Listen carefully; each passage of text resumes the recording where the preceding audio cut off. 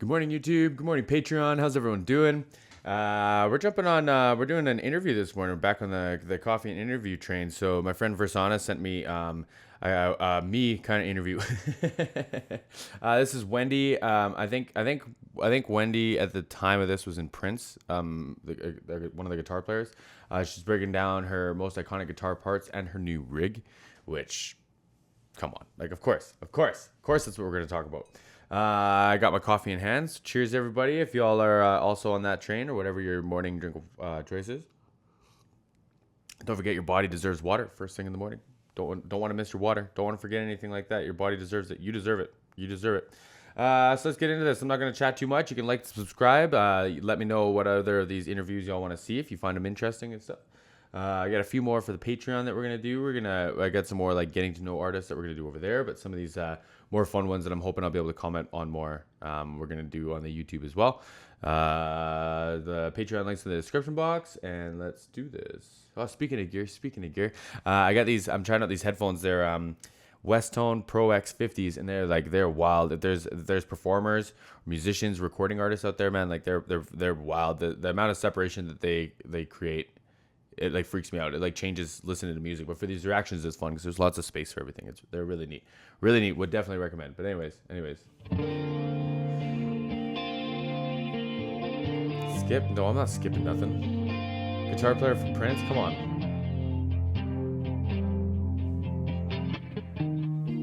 God, my hair. Wendy, thank you so much for coming today and thinking of us, of all the possible people in the world that could do a pedalboard for you. We're certainly honored that you picked us, and it's already been in the field of battle. You used it recently for the... So what this is probably, I wouldn't be surprised if it was manufactured for her, but it's a 2-tier, and it's like a big metal plate or like whatever kind of steel that they use. It's light. And then essentially it just velcros down all the pedals that you're using at the time. Like, so like a boost makes sense. This is just like probably just like for leads, you would just like kick it, or like if this isn't a wah, this is a volume pedal, so like so you can do swells in and out. This is just like an EQ, it looks like. Yeah, I'm assuming this is just like an EQ or like a boost. Yeah, maybe like a boost for like leads and stuff. Not entirely sure what this is. Not entirely sure what this is or this. They're probably just like new pedals or stuff that I haven't seen. These TC Electronics, this is a tuner. This is a foot tuner. I always really like these. They have like a nice big bright screen on them. And you could see them in the sun. That was important. Like when you're gigging outside, you could see them in the sun. The TU2, the old Boss one, you couldn't. The TU3 was good, but this was a really nice pedal too. They made like a lot of really cool digital stuff earlier than a lot of other companies. But anyways, this is neat. That's what this is. It'll be all Velcro down, and then all the different cables and stuff and how they interact with each other will be all underneath, so they're all out of the way. And then you just have like a bag that goes around this, carried around all the time, right? The Grammys. Yes. What was sort of the maiden voyage with the rig? Well, the task I set you out to do at the beginning was a little complicated because I didn't really know how to articulate exactly what my needs were. I had a lot of I know what I don't want kind of things. But getting this back and taking it on its maiden voyage really helped me understand exactly what I wanted to hear, because I had to, I learned about 50 Joni Mitchell tracks to play at this tribute for her in Vegas. Wow. And I wanted to try and mimic a lot of the sounds that she was using in the 70s, which had a lot of chorus, and she was using her acoustic guitars, but also she was using this 335 that she was using a lot. It was only... The 335 is like a semi-hollow body. I think they're the smaller bodies of the few, but I think they're semi-hollow. One of my favorite guitars. I could never afford one when I was a guitar player, but like hands down one of my favorite guitars ever. Let me close this blind. It's going to get bright in here.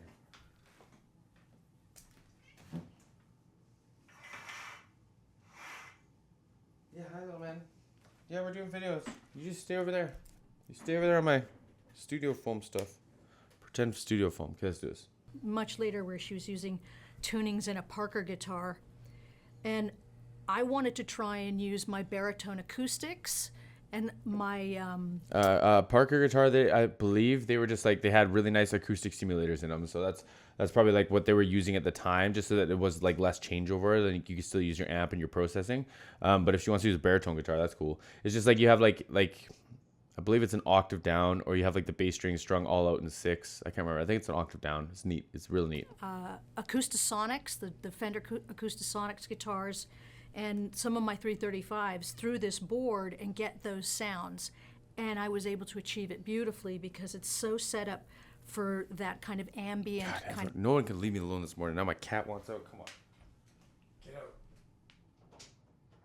Get out.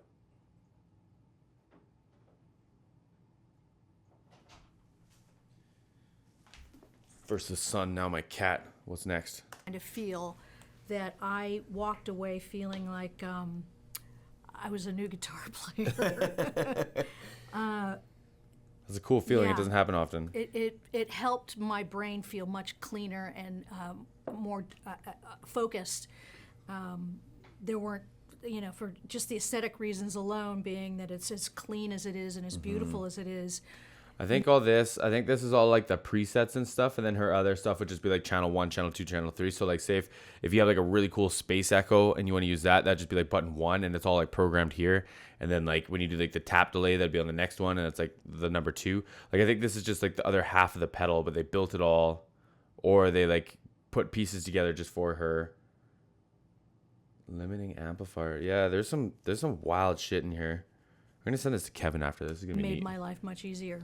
Yeah, and I know that this was, from the state that it was in beforehand. I know that you were sort of, experimenting with different orders, or you kind of had used different orders. So this is kind of like locking it down into maybe the more standardized way that you might have used it, in establishing some new pedals in here. I know that you had auditioned some of our stuff, Yes. and trying out a new compressor on this particular Right. rig. Can we maybe walk through the signal path and then maybe go through some of the tones, and maybe just start with kind of where the signal comes into the board? And I'll try to remember the best I can if you can You're help. gonna have to. I'll do my best, but Okay. remember, I'm not really. I'm not a super tech head. Right. I know what I like to hear, and you've got it set it up really well for There's me. two sides to that. There's two sides to that. Like I remember seeing one of my first jobs ever. I was 17 still, and I'm pretty sure they stuck me into the bar, but we're not going to talk about that. But this band was playing, and this guitar player had a workplace injury, and he kind of just like locked himself in his house for like 5, 6, 7 years, and like didn't like go out. Like he just kind of kept to himself. But in that time, he became this like animal of a guitar player, and like he didn't know, like he just had a guitar sitting in his house, and that's what he did all the time. So it was like he got up on stage, and it would like mesmerize people because it looked like this guitar was just a part of his body. And it was like, bro, like what are you doing there? Like how do you get like those sounds? And he's just like, I don't know. He's like, I played with it until it sounded how I wanted it to sound, and it did the things I wanted to do. And it's like there's a gift to that. There's a gift to the theory, but there's a gift to just doing the thing. You know what I mean? It's like I hope modern school catches up to that. So I'll do my best to talk the audience through this, but Yeah. this is for like beginners, okay? Because I'm Cool. still at Me my too. age, and after as many years as I've been playing, I'm still a beginner at what works and what doesn't. So Mason and his team were really great at helping me do that.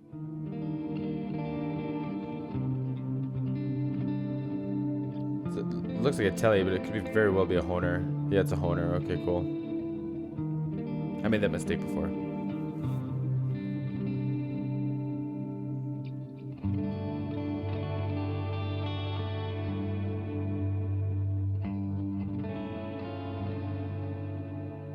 Okay, Yes. So what I remember is under the hood here, we came into a custom buffer interface box that I made for you. Right.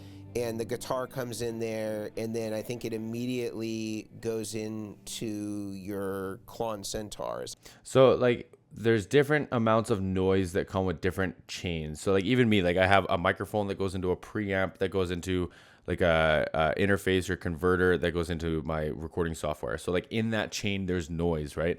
You can't really hear it, and like the microphone itself sits at like just like an audible decibel of like, I don't know, probably like 11 decibels maybe. So it like just on its own naturally has noise. Just to have like enough sensitivity to pick up my voice and how much I freaking move and stuff. Like you can hear the room, like it is what it is, right? So they're trying to mitigate that as much as possible with that one box that goes in and then goes through the chain. But then it looks like they have multiple outputs, so she probably has 2 guitar amps when she's on stage, which is like a stereo thing. It depends on how many guitar players on stage, like for the purpose of it. There's all kinds of different reasons, but it looks like they're just trying to mitigate some of the sound and like the issues that may come. And then obviously, like, you know, you just want like a singular, with like audio, with power, with anything, you want that singular input, right? As I recall. Right. It goes right into the Centaur. Output, and then rather. from there to the Steel String Supreme That is SRV, which is a correct. new pedal for you that Yeah. you had kind of auditioned. And Yeah. what is, I mean, I think people know the Centaur really well. It's a pretty iconic pedal at this point. And the Steel String, we'll demo it later, but Yeah. what was it kind of doing for you? That, It gave me, it was almost acting like a boost. Yeah. In a way. It kind of acted like a boost, but it made a little bit more clarity yeah. to like harder parts. Okay. So the Centaur is a really fancy reverb, actually. The one that I thought was a boost is a really nice reverb, apparently. And it looks like a used one goes for about $1,200.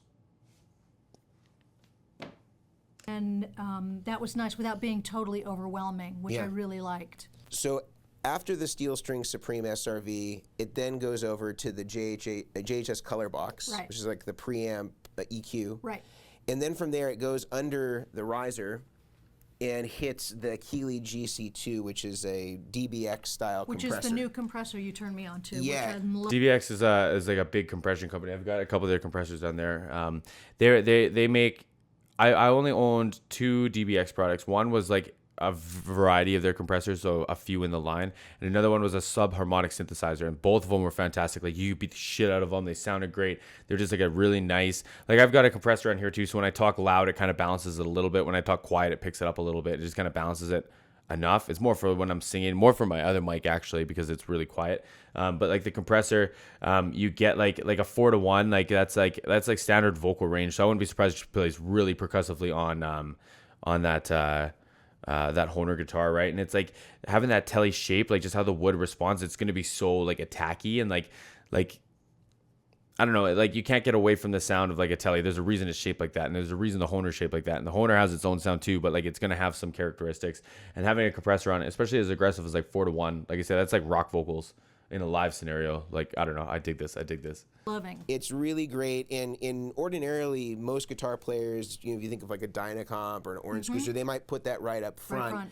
But for a studio context and a lot of stuff that you wouldn't do that. yeah, we'd always put that after the microphone, and so this is sort of mimicking sort of what that would do in the context of sort of overdrives being more kind of like amplifier sounds, and then putting Interesting. So like what's neat is like, so same thing as me, like if I in my situation right now, like I need to send this I need to be loud enough in front of this microphone for it to respond a certain way, to sound the way that it was like built to sound. And like obviously at like quieter decibels or louder decibels, it'll still sound good because it's a beautiful microphone, but like it's designed to sound a certain way at a certain tone. And guitar amps are the exact same. Like the problem with most people that have to perform in small clubs and they show up with these giant guitar amps is they don't sound good until you crank them up. Now you're ripping everyone's heads off, right? So they're trying to simulate that through, because like if it's all digital path, like if it's I don't know if they'll get into the processing after, if the left and right out goes to like not guitar amps and like something else, or like a recording rig per se, then it's like you lose a lot of that, like those tones and those sounds that we're accustomed to of like amps buzzing and speakers buzzing and tubes buzzing, right? So they're recreating a lot of that, and they're driving more signal through this like beautiful chain that they've built for her to make sure that like everything's like, alive and woken up. Because it's like if you're just trickling sound into the like $1,200 reverb, like what are you doing, right? Like you may as well send it what it wants to be sent, right? There's a sweet spot. That. And then it goes to the Vertex Boost, which is also a new one for you, and that's attached to the volume pedal, which also incorporates your tuner. Right. Then from there it goes back to the interface. So it incorporates the tuner. It's a bypass. When the volume's all the way down, you can still tune, right? So then she could just drop off, tune, go back in, right? Box, which has a little send and return loop where you could use to audition other pedals or use an effects loop amplifier if you wanted. Cool. And then it goes to the Deco.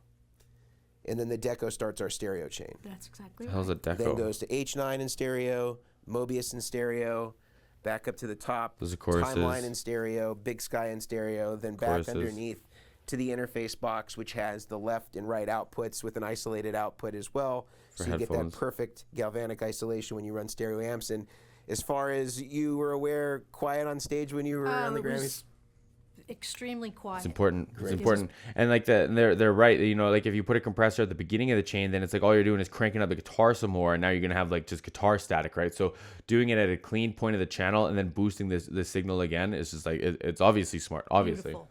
Yeah, as long as you're happy, the engineers are happy, and No, I was scrambling. Remember, I had something like 22 guitar changes, right, and this was quiet. right. It handled every guitar and amp that was going through. And 335s are noisy. Like they're just notorious for being noisy. That's great. Well, I know that we've gone through the signal path, but I think what people want to hear is sort of your core sounds, how you're using these in combination to kind of get the sounds that you go for, whether that's in a live performance context or whether that's in doing some of the scoring stuff that you do. If you would kind of walk us through maybe your top 3 or sort of top 5 signature sounds, I'd love to hear. Well, it was interesting because I came to you and said that I needed something to help me to create an ambient board, because I'm using this exact setup in my studio in all of my shows right now, because I'm doing a lot of ambient stuff in all these different shows. And I had in my studio, it was a mess. It was total mess. There was cables and pedals and outlets and power supplies, borrowing this power supply and that power. It was just a mess. Every time I looked down, it felt like it was my brain. So when you came to me and I was like, I need this to be perfect, you did it. So mostly what I've been doing is using the ambient stuff. I haven't really gotten into the harder edge stuff, but I'm exploring that now. Okay. I can send you through a little bit of what the kind of ambient stuff that I've been doing in the studio with this, and I also not just going through 2 amps to split it, but I'll also just go direct through my Dante into my DAW, and it's beautiful. Dante's a preamp or beautiful. a converter, I'm pretty sure. Same as kind of like what I got going on. And then so she's basically just plugging from her pedal directly into her DAW digital audio workstation, like recording software. And she's saying it sound good, which is like it's hard to get that. Like it's probably easier to achieve today, but like when I was buying pedals, man, like there was no chance you wouldn't even think about it. So it works great direct or into the amps. It's great direct. It's just incredible direct. What do we got right now? Yeah, and so today, gear-wise, we have the guitar is This is a 1974 Mad Cat, Hohner Mad Cat. And the beauty about this guitar is that it's incredible clean and it can handle distortion really well. Great. Telly And shape. I can make it sound like a 335, or I can make it sound like a real clangy tang twang telly. Because they're really aggressive. It does not sound like The 335s are like smooth and buttery, but like big and like almost acoustic-y. Like I don't know how to describe it. It's like old like punk rock when you hear like those big like anthemic chugging choruses, like 335s all the time. a Strat. It doesn't sound like a Strat or a Les Paul. No. So yeah, Wood's not so right, we're that's going why. from the Mad Cat direct into the Klon. Okay. I'm bypassing the Klon right now, but what I do have on right now, I have the Deco on because I always keep it on. Yeah. There's a certain saturation that I love that hits every tone I use. It's sending So a I bunch of always signal keep that she that likes. on. But interestingly enough, before the stereo Even if it's just a out boost. of any of the Strymon stuff, the wobble, the double tracker wobble on the Strymon Deco acts like this beautiful chorus guitar, so I will use that as well. Interesting. So let's try doing this first. So I will go ahead and keep that on. We've got the timeline on.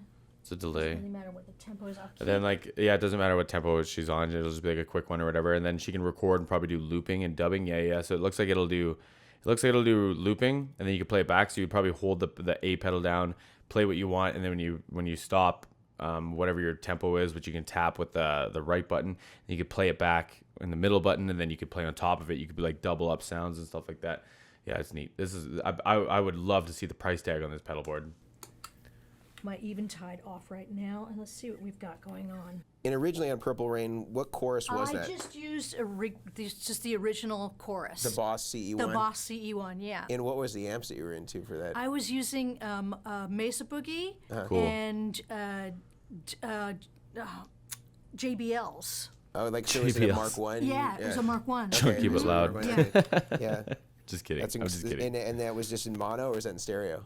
That was mono. Oh, it was for sure mono. Mono, baby. Wow. For sure I think mono. everybody, it sounds so Old huge, school. you know. Yeah, I know, but everybody assumes it's the same. And I was using this great, I had a Rickenbacker that was totally transformed. It had G&L pickups in it, and it was all the holes were closed, and I mean, it was blasphemy. But anyway, of course they closed all the holes. So it was a semi-hollow body, just like her 335, and they put tape over the holes, or probably like even ceramic sometimes, or whatever, right? Like it's just two of them, and I used those guitars for all the Purple Rain stuff. They were stolen. If anybody knows where they are, I think I heard about that story. I'm the mother of those 2 children. I want them back. We'll get Dog the Bounty Hunter. Yeah, come on. For real. I'm gonna play just the beginning of Purple Rain and show you the sound that I use, minus the chorus, the originals, the CE1. Yeah. There's just something unique about like CE1, and there's a couple other like boss ones. There's just something unique about them. Big Sky. Okay, a little room reverb on that. Yeah, a little reverb at the end of it. I have, like I said, I've got the deco on. Yeah, both channels on the deco. I've got both channels on, and I do have the chorus on the Mobius set, but I won't put it in yet. So I'll just show you what the deco chorus is a fun like. sound. If you don't know what it sounds like, you'll hear it.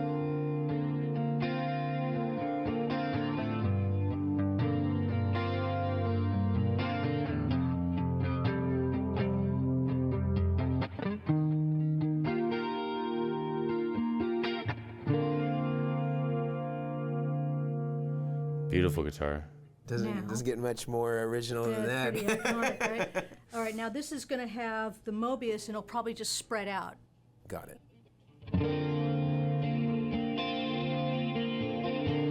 That's with some chorus now, I think, or a doubler, one or the other.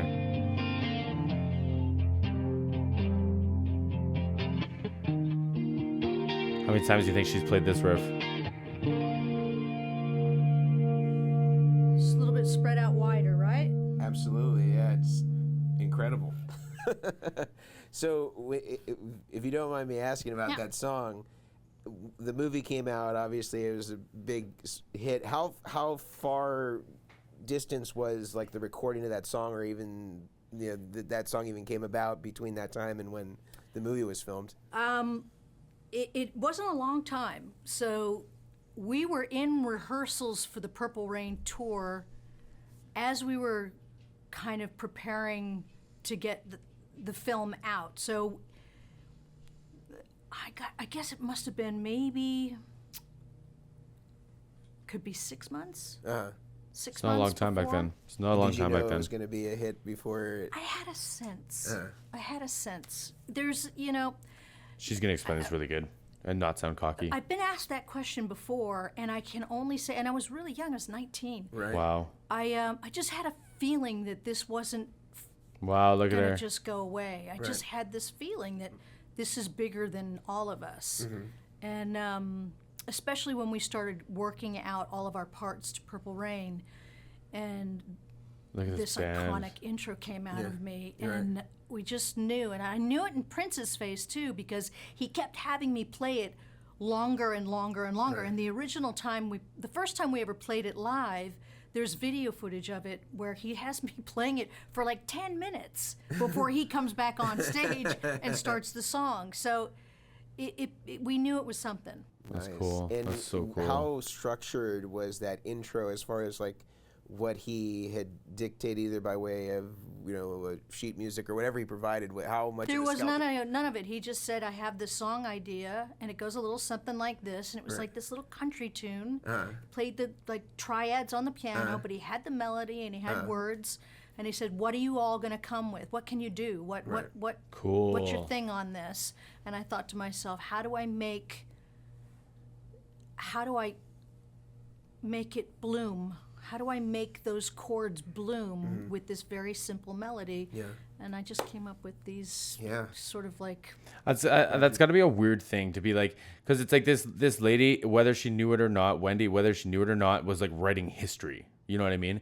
And it's like, how do you sit there and be like, oh yeah, this is going to be historic? Like and the thing is though, is like, it's not like it just happened once. Like there was several times in the Prince career, whether it was with Wendy or not, where those things would have happened. And like to stand there and be like, oh yeah, like we just did it. Like I'm just so curious what that would feel like, because it's like she's obviously very humble about this, right?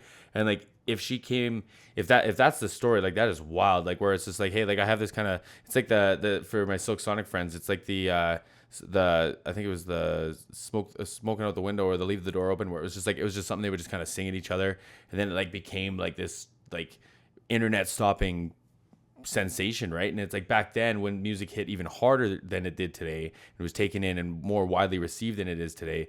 It's just like that must have been a wild feeling. That must have been like, I don't know. It's neat. It looks like I said, I'm pretty sure she's got a really good head on her shoulders about this. Your chorus and your Mesa Boogie. And I stretched the chords. Yeah. I stretched the chords out. Yeah. That's so yeah, cool. It was, I mean, you I can't got get the more bluer. account- I call them bluer notes. Yeah. I gave it more blue notes. Yeah, well, absolutely gorgeous arrangement, and For I think real. that's always the thing that guitar players like you are often people don't realize that you're almost an arranger as much as you are a guitar player. In a that lot of these. situation, yeah, I mean, you have to self-arrange. It's an for art. Sure. Yeah, Yeah. It's an for art. Sure. Beautiful. Well, what are More some than a other science. tones that you would often use in combination with All these right. pedals? Well, so I'm going to take off the Mobius right now, and let's go ahead and keep the room where it's at. Okay. I'm going to turn The reverb. off the Room means reverb. wobble of the deco Okay. and just leave the saturation. Okay. And I'm going to turn my H9 on. And what's the H9 set to as far as the The effect? H9 is set to a pitch shifter right now, Okay. so I have like different notes Octaves coming or- out of it, and I Okay. use this specific spread for a lot of my ambient stuff. I was gonna say So I'm it's gonna make it sound real. longer. Excuse me, real ambient, because it's gonna like create like false octaves or like thirds or fifths or something like that aren't that the guitar isn't actually pitching, and it'll just make it sound like big and spacey, like almost like 12 stringy or like Nashville tuning. Like it's bitch is gonna sound really cool. Tail here, and then see whether or not. Oh yeah, I think it's low.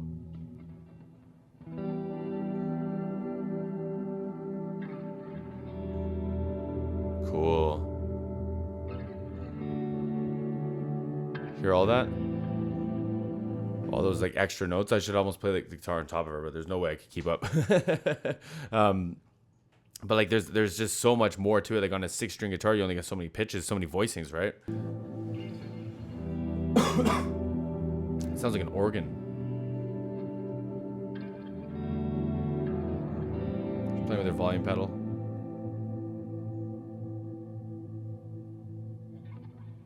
So a lot of that goes on. And would this be for kind of more of like kind of ambient pads you'd be doing for scoring or stuff like that? Yeah, or songs. I did an album during the pandemic for this guy in England. Should be like this guy, Ed Sheeran. You know, I just did this album. Whoever it was. Rag and Bone Man. Yeah, I think you sent me Yeah. the iTunes on And that. all of the guitars on that record, I did with these pedals, and a lot of the H9 for ambient. A lot of people don't even know that there's actual guitars playing on certain songs, Right. Because it's really all ambient. I turn a lot of the actual guitars. So like in recording, there's a principle of like however much reverb you add, it pushes that instrument back in the mix. So like when you bring the room up, it pushes it, it just moves it back, and it literally feels like it's like far away. So the more and more of that ambient stuff that she tries to achieve, the less and less it's going to sound like the guitar is present, but all that sound is still loud and still present. It's still bright, right? Like it's still very forward. Like she was saying, kind of choking on a coffee bean or something.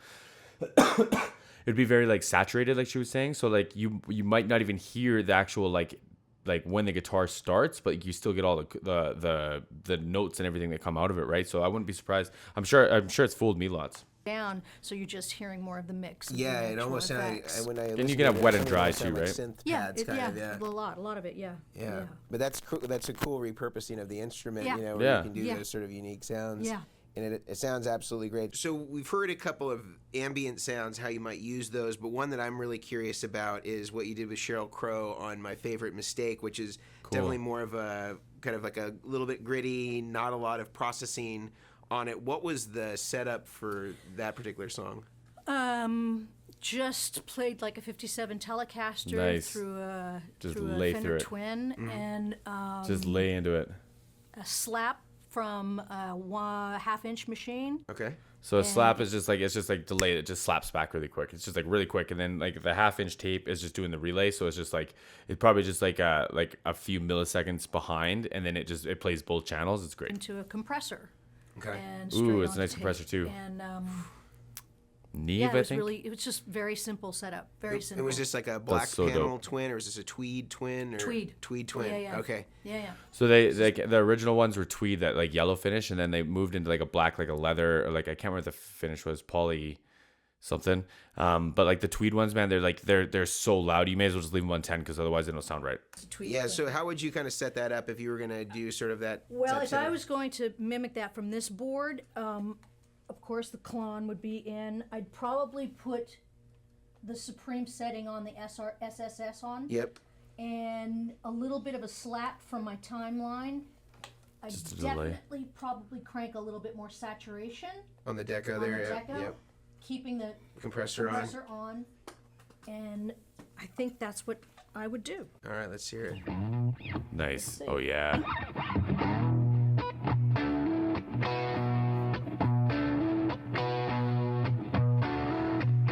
That sounds like a 335.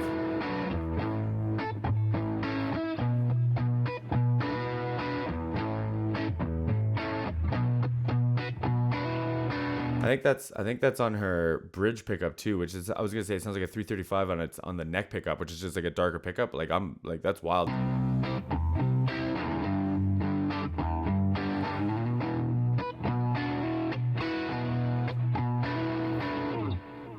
Dope. That's what I'd do. Yeah. I mean, can't get much more classic than Yeah, that. right.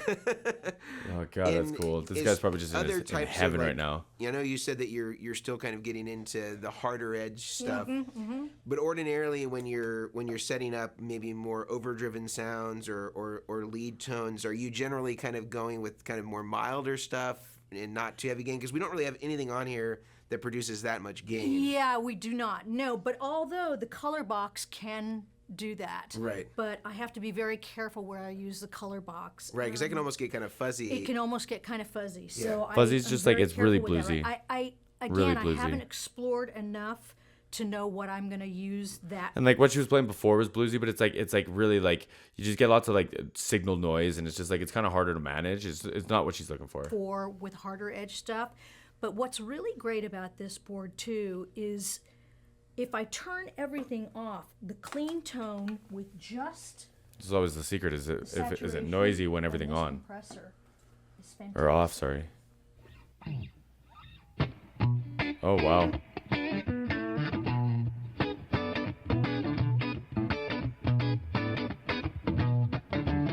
Sounds like a telly. It's a great tone. Yeah, Great and I tone. imagine even direct too, if you were doing some of the really clean It's funk great. stuff, it would be It's good for great. It's great. It's great. As a matter of fact, I wonder if I would turn up the gain a little bit on. that. The deco. Yeah. We got. I'll play that same thing.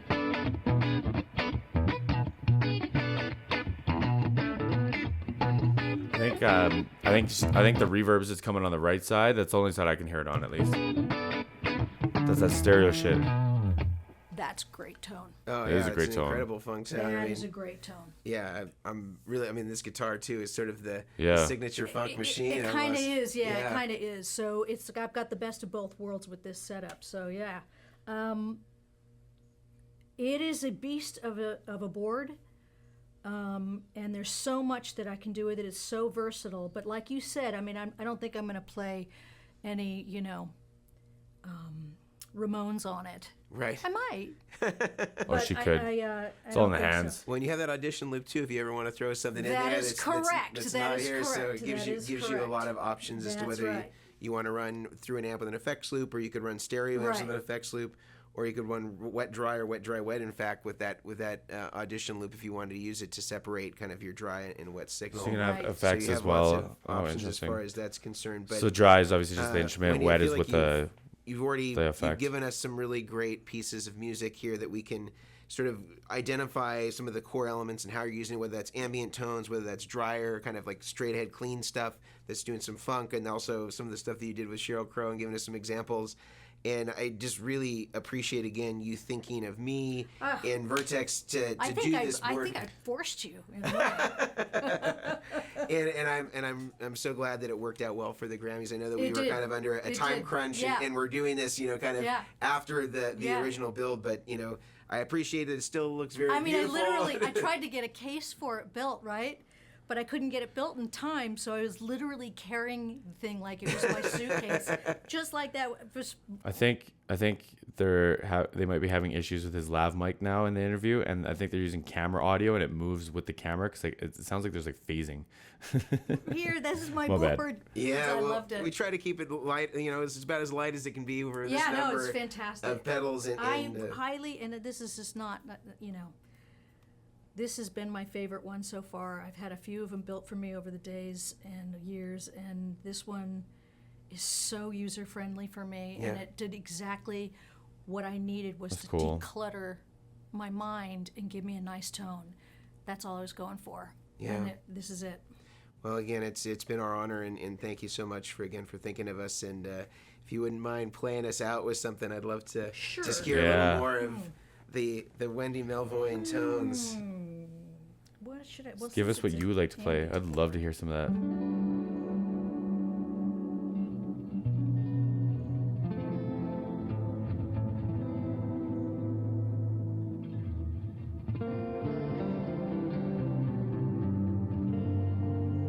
It's so punchy. Like the maple fretboard will do that too.